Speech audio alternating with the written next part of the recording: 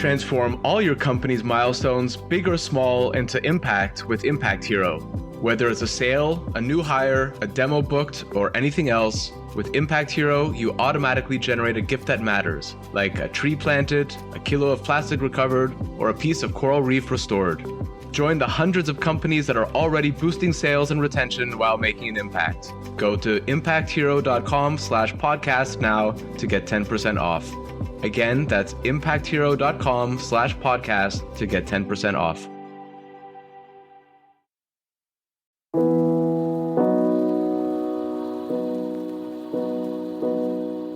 Welcome to another Climate Tech podcast, interviews with the people trying to save us from ourselves.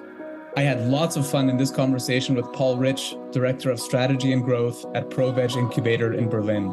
Paul is new to Berlin after having traveled the world for 2 years and putting his management consulting brain onto the deep questions about our food system. I've been working in Impact for a long time, and the new program he and his team is launching, called Kickstarting for Good, is hands down the most promising program I've ever seen.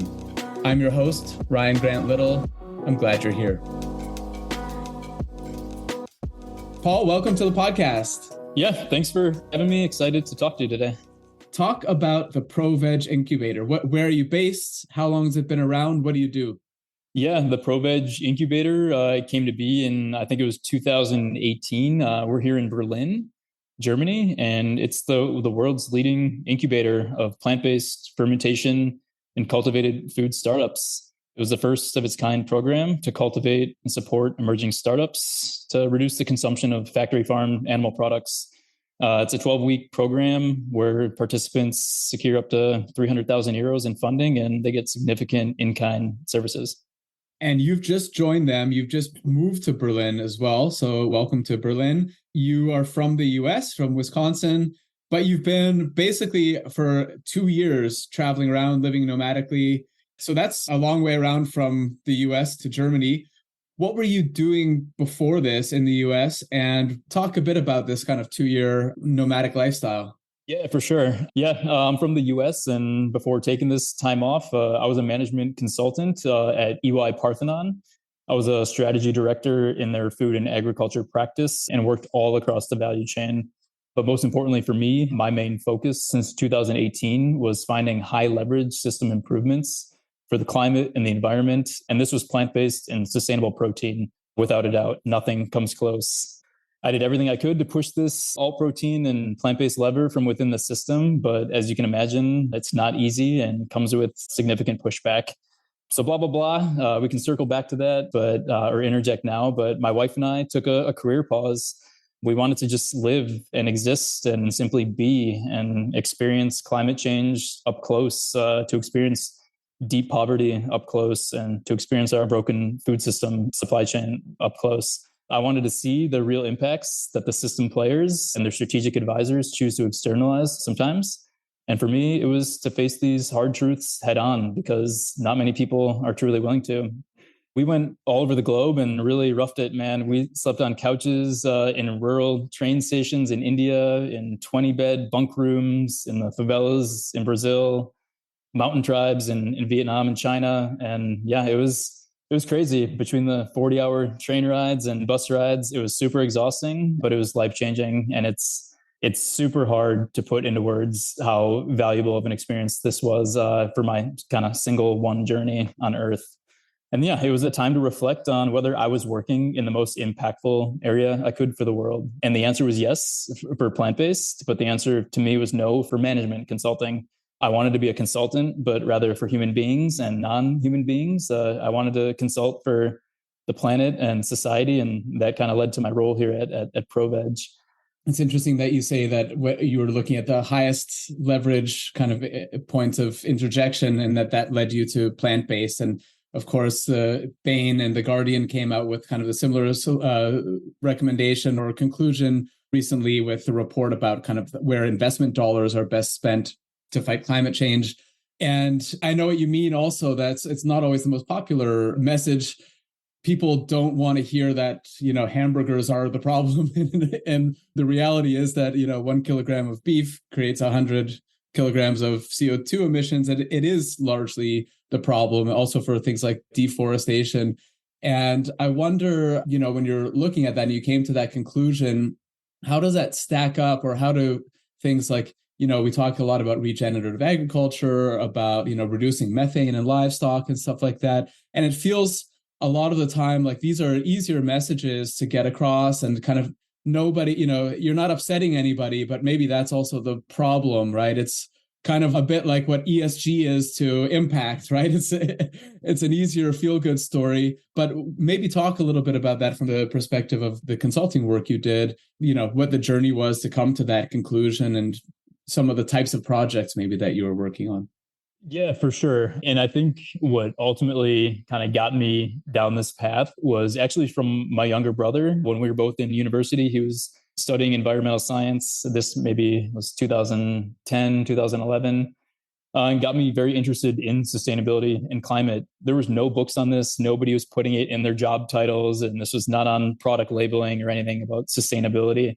And yeah, just read everything I could, and everything tied back to food and agriculture. And for me, coming from Wisconsin in the US, the last thing I wanted to do was work in food and agriculture. But I found out, hey, this is where I need to be to really solve some really very wicked problems, let's call it. And thinking about food and agriculture, it's a function of two things. It's what we eat and how we grow it. And I determined, and through data and studies and connecting the dots, that what we eat is the far more profound question and profound challenge. And yeah, just the benefits that come from switching to a plant-rich diet are just numerous. And you can eat grains, you can eat beans, lentils, or the sustainable protein kind of novel products that are hitting the market, which are incredible, by the way. The choice is yours. But I mean, through this one single lever, we unlock land, we unlock water, we unlock so many opportunities to decarbonize. Yeah, that's an important point as well. It's not just about CO2, it's about all kinds of different things. And water quality is a massive one. I spent a lot of time in Wisconsin myself as a biogas company founder, and seeing some of these larger operations, 30,000 head dairy operations and stuff like that. The effect of them is that they're basically like mega cities in a lot of ways, right? So with a pig farm, 10,000 pigs is equivalent to 100,000 people. But that pig farm with 100,000 people equivalent doesn't have a sewer system set up. So it's running into rivers and creating all kinds of issues that go well beyond CO2. So I'm with you on this, and it's why I also got into space. People assume that I work in food tech because I'm a great food lover, but I have to remind people that I'm the guy who's like eating microwave spaghetti over the sink for dinner. I don't care so much about food. I care about the system and also how we treat animals, which are, sentient beings just like us. Yeah, it's super inspiring. I'm glad that you've spent some time in Wisconsin, hopefully in the summer and not the winter. But I'm from Canada, it's yeah, you're even north. Yeah, so I shouldn't be complaining. Yeah. No, I love that. And maybe we'll talk about it here, but it's all a function of thinking in systems. I think I wrote something on LinkedIn yesterday or the day before. And yeah, we need to really reframe what's the goal of the food and agriculture system. What are the rules? What are the constraints? And what are the best levers for change? And sustainable protein or plant-rich diets, it plays a central role, and it's a huge lever for numerous issues that are important to different people. So I think when a lot of people really just sit back and ponder and think, what's the world I want for me, my children, my competitors, everybody, to just keep this stinking thing habitable, I think people are waking up very quickly that protein is at the center of that, and it's a huge lever. Yeah. And I think, just going back to Wisconsin again, so, 2009 or so, when I was there and meeting with the governor's office, and we had a box at the, what are they called? the what's your football team again? Football, Green Bay Packers? Oh, yeah. We went to a Green Bay Packers game and saw Aaron Rodgers' first game there, which I guess was a really big deal, although it means absolutely nothing to me. I'm like, this is the one where you throw the ball in the air, right? Okay. That's so funny. But meeting with the governor's office at that time, and it was important, they were really on side with biogas. That's 2009, but not because of the environmental side of things so much, but if we could talk about energy security and make the case around jobs and economic opportunities. And sometimes I think in this sector, in the food tech and ag tech, we could be doing a lot more talking about food security, supply chain security, post-pandemic. We saw a lot about that. We're seeing a lot of the effects of food security right now with the war in Ukraine. And maybe part of it, and I'll let you talk a little bit about some of the stuff that the ProVeg's incubator is doing, but part of this is also about shifting the narrative to these other things that matter to everyone and that don't require kind of necessarily values alignment on things like animal welfare to make the tent a little bit bigger. Yeah, I am completely aligned. I think the conversation on food security, on fair transition for farmers, on just job growth in general across the economy. There's ripple effects from this transition across the economy. It is just so important. And I'm working on some stuff right now with the Middle East to kind of make that argument and kind of discuss those talking points. But yeah, food security, there's many ways we can talk about it, and food waste and ways we can talk about it. But we really need to think about it differently. And what are the real levers? Again, kind of coming back to that kind of same theme to really underpin it and change that. And one of the reasons I reached out to you when I did is because I saw a lot of LinkedIn traffic about ProVeg's new Kickstarting for Good program. And I literally got goosebumps when I just kind of clicked through the carousel and saw the different ideas, because they're all ideas that I've been thinking about one way or another. One of them I wrote up basically a one-pager on and sent to a foundation over the summer to see if we could get some interest from it. So I know where to direct that interest as well. And I'm very happy that I don't have to be the guy who does it, but I feel like it's so important to do some of this stuff. I wonder if you could just kind of talk about some of these different ideas, who it's for, and what the impetus is for doing this now.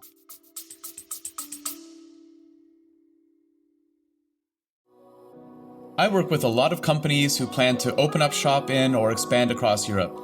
My one big piece of advice: don't fall into the trap of setting up a new entity right away.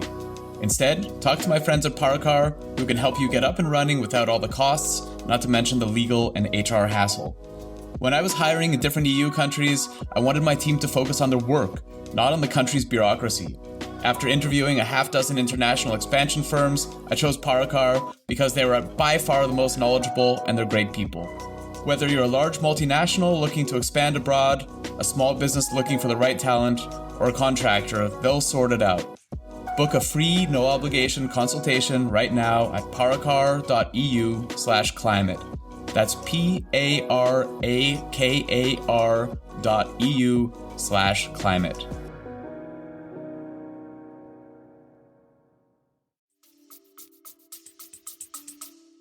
Yeah, for sure. I mean, first and foremost, I'm super pumped to hear that you're excited about this. I share your passion for finance models that drive real systemic change. Technology alone is only a fraction of what's needed. And don't get me wrong, very important. But everyone that I'm talking to right now, from investors to media to whomever, is really starting to wake up to that fact that, hey, we need some work on the demand side. And yeah, Ryan, regarding stealing thunder, or kind of you working on this as well, I look forward to working with you on this, or finding ways to collaborate. So let's find ways to get your strategies and ideas and leadership into this. It'll only enhance the program. But really quickly, yeah, just on the impetus, it's for everybody, by the way, that's looking to change the food and protein system from different angles. The impetus is we need multiple levers moving at once. And the program aim is to help launch and grow new nonprofits, impact initiatives, and social startups working on fixing the food and protein system. And I'm sure we'll dig more into this, but the range of solutions is super inspiring. And it's almost a sister program to our other tech incubator. This one is maybe more pressing non-tech levers. It's backed by global philanthropy. And yeah, there's a wealth of mentorship and guidance from the industry network behind it. And some of the ideas that you put out there that I don't know if these ones have backing specifically, or if these are just kind of ideas. And what's kind of cool is that you're asking people to take these ideas and run with them. But one was the World Society for Plant-Based Chefs, which is cool. The other, which I've seen a lot of talk about from very smart people in the industry, and I'm glad, I think maybe this is where this has come from also, is a Checkoff program for plant-based foods, which is a lot like how the beef, pork, and dairy industries have funding for sort of the category, to promote the whole category, with these kind of inane campaigns like beef, it's what's for dinner, pork, the other white meat, or got milk, which you and I will have grown up with and been indoctrinated our whole lives with. And you in Wisconsin, you've probably seen a few got milk commercials. I was going to say, one of my kind of notes here to talk about is kind of this need for a checkoff program. But yeah, growing up in the dairy state, I can't tell you how many got milk slogans I've seen. And I think I even had a shirt that had it on it at one point. But yeah, the milk mustache commercials are just, they haunt me to this day. Yeah, I remember that. And then, I mean, it says a lot, like back, I'm probably older than you, but going back, and Jonathan Taylor Thomas was like the Justin Bieber of the era, whatever. And he's doing milk commercials, but he's also plant-based at that time. So how things have changed. But what are some of the other ones? So those are two, but you've put out all kinds of different ideas. So what else are you looking at? Yeah, I'm not sure how much I can comment on a lot of the applications that have come in, but in terms of some of these kind of public kickstarted projects that Albrecht Wolfmeyer and his team have come up with, which are super impactful. They include one's an accelerator for social media influencers. One is a network that connects organizations focused on climate-friendly, plant-rich diets in schools, a huge potential. A marketing and comms agency to drive the plant-based movement. And then I think the other one I can think of is a Nutritionists Fellowship, which will help promote kind of plant-based nutrition influencers. All of them have a lot of potential. If you want, I can maybe comment on one that maybe is super high potential. Yeah, maybe talk. So I've forgotten about the social media influencer one, which I think is also really, really important, but maybe zero in on what your favorite one of the sort of publicly announced ideas is. Yeah, I'm really excited about the potential of the plant-based marketing and comms agency. I just think, man, my God, do we need this?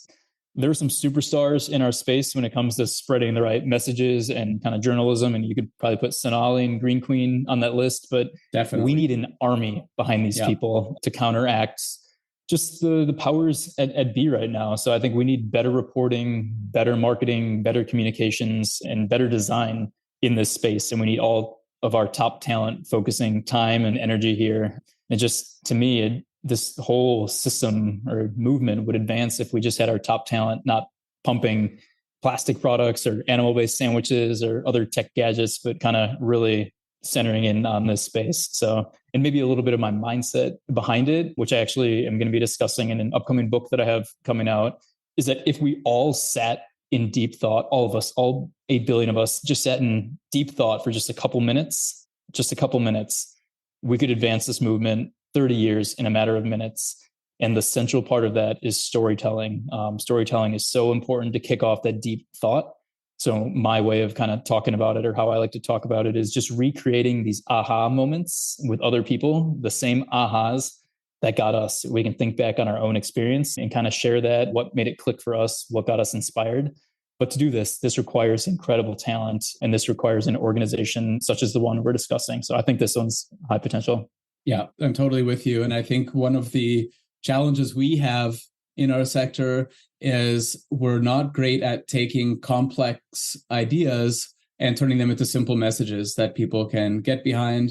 Whereas kind of, let's call it the other guys, who are talking about, well, we can't call oat milk milk because it's confusing to consumers, and fight that. And as I always say, how come they're not chasing down the peanut butter industry then if this is so confusing? But they're being effective, right? And the thing is, because they come up with a few talking points, they align around it. And whereas we tend to kind of, on this side, make things a little bit more complicated and kind of focus in on the minutia among ourselves while missing some of the big picture. So I'm totally with you that we need this, and storytelling. It's so clear that we have the facts on our side in this sector, but there's one thing we've learned in the last 8 years or so, that doesn't matter on its own.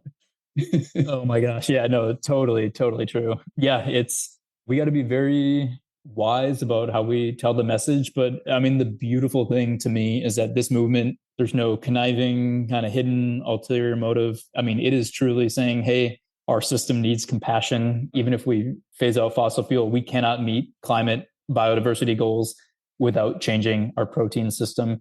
I mean, it's really just, we all need to think about this one word, uninhabitable, and what that really means. I think people hear it, but it hasn't clicked on what that means. And I think just kind of rallying around a couple key points and thinking deeply is important. But yeah, we tend to over-explain sometimes. I've been there, I've done it. So I think we need to grow as an industry. One of the things I like about this Kickstarting for Good program is that it's open to nonprofits. And I think we see a lot of accelerators out there that are, for the ultra high potential profit clean tech companies and stuff like that.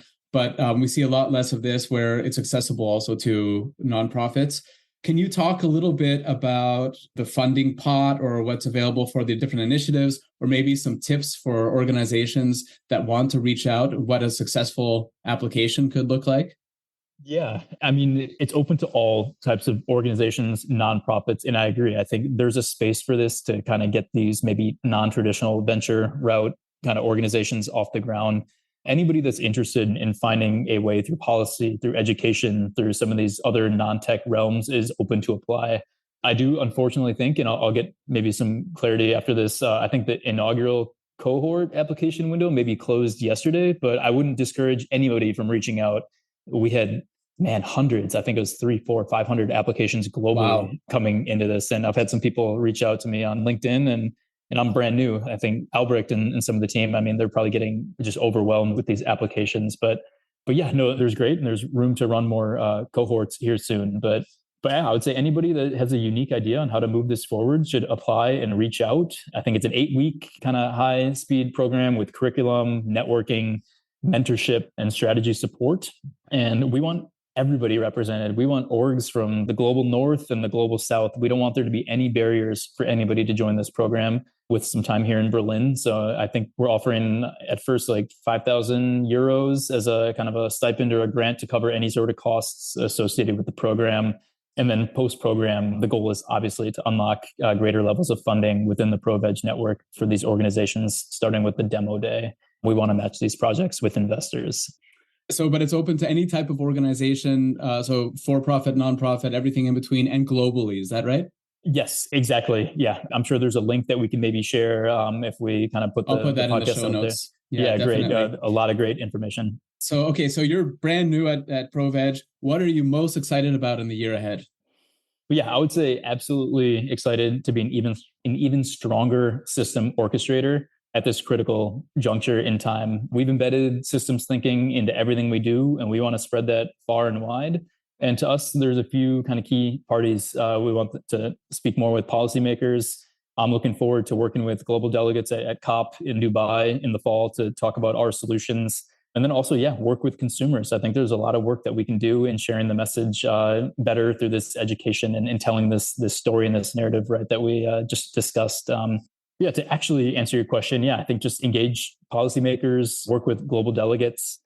We have a youth board with ProVeg International. I think it's a super important voice that we need to bring to the table. So we're hoping to grow that. And I'm super proud of the youth that are standing up and want to be ambassadors for the plant-based movement. Hope to grow that as well. But there's a lot that I'm super excited about in addition to the incubator programs we discussed. You should check out the Farm Food Climate Conference coming up next Wednesday. I think that's the 5th of September, hosted by Project Together, which has done some great work, especially motivating and bringing youth under the tent as well. Awesome. I think next week, unfortunately, I saw that the timing is not going to work. We're doing some kind of international strategy work those days, but hopefully they do more events, and definitely want to get involved with that. Yeah, they're a good group to get involved with. You mentioned LinkedIn. Is that the best place for people to find you online? I would say so. I've always been a pretty private, low-key person. I love just kind of chilling, spending time with my wife, and not doing all the extra hours on being active on social media or building a Paul-focused brand or anything. But I would say I'm semi-active on LinkedIn, and I've made it a goal to be more vocal. So I'd say that's probably the best place to reach out and engage for sure. Okay, I won't publish your home address in the show notes. Perfect. But the most important question, so you're from Milwaukee and you're a big sports fan. And the Brewers right now, I was a massive baseball fan when I was a kid, and Brewers were one of my teams. But so they're currently in first place in National League Central. Do you think they've got what it takes to win the World Series this year?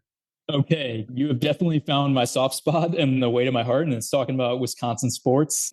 Baseball, I think the Brewers definitely have a chance to win the Central. Probably no chance at the World Series. I say that for one reason. Our payroll is like 150 million. Other teams have like 300 million. So it's almost a good analogy for our food system. I mean, we need to level the playing field and get subsidy dollars changed and research changed, and probably the same in baseball. I think the Brewers just don't have the payroll, but it is football season. And Jordan Love is about to take the Green Bay Packers to the Super Bowl. You can book that. And I think I'm going to recruit you to be the latest Packer fan. You've already been to Lambeau Field. Yeah, I've been there and sat in a box, and I was, I think, more focused on the rye and ginger ale cart at that point than what's happening on the field. But yeah, that's a great point also. I mean, that you've just demonstrated your storytelling. So I asked you a question about baseball and you bring it back to the food system. So ProVeg has done well with you. Awesome. Paul, thanks a lot for joining today. Yeah, thanks for having me. Yeah, talk soon. Thanks for listening to another Climate Tech podcast. It would mean a lot if you would subscribe, rate, and share this podcast.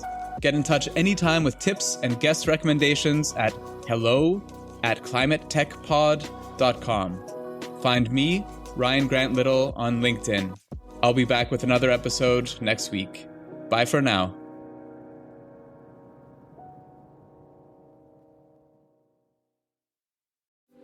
This episode is supported by Grizzle, B2B content to create and capture demand. I first met Grizzle's founder, Tom Watley, 5 years ago at a conference in Dublin. I was so impressed that I signed a deal with him to do all my software company's content that same evening at the pub. Remember that, Tom? Kinda. And they're still doing it 2 years after we sold the company because the new owners love Grizzle as much as I do. If you sell B2B, book 30 minutes in Tom's calendar at grizzle.io/climate. That's GRIZZLE.io/climate.